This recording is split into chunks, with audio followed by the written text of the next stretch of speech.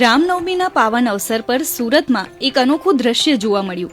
ભગવાન રામના પ્રિય ભક્ત હનુમાનજીને સમર્પિત પ્લાસ્ટિક વેસ્ટમાંથી બનેલી હનુમાન ચાલીસા આકર્ષણનું કેન્દ્ર બની છે. સુરતના એક પ્રિન્ટિંગ વ્યવસાયીએ રિસાયકલ પોલિસ્ટર યાન ફેબ્રિકમાંથી 3 ભાષાઓમાં હનુમાન ચાલીસા તૈયાર કરી છે.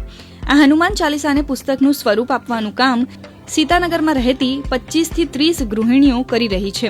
તેઓ કાપડની કટિંગ, ફિનિશિંગ અને સિલાઈનું કામ હાથથી અને મશીન પર કરે છે. આ પ્રોજેક્ટથી મહિલાઓને રોજગારી તો મળી જ છે, પરંતુ તેમના બાળકો પણ હનુમાન ચાલીસા વાંચતા થયા છે. આ ઉપરાંત મોહલ્લા અને સોસાયટીના વડીલો અને બાળકો પણ સાંજે ભેગા મળીને હનુમાન ચાલીસાના પાઠ કરે છે. ये हम लोगों ने हनुमान चालीसा जो अभी रामनवमी है तो हम लोगों ने ऐसा डिजाइन किया है कि फैब्रिक पर बनाए हैं और ये हम लोगों ने रिसाइकिल यार्न फैब्रिक है उससे बनाया है। यानी प्लास्टिक के वेस्ट से जो कपड़ा बनता है उसी से रिसाइकिल से हनुमान चालीसा बनाएंगे और ये फैब्रिक पर है और ये वॉशेबल है, इसे धो सकते हैं और कभी फटेगा नहीं और बहुत सुंदर है मैम।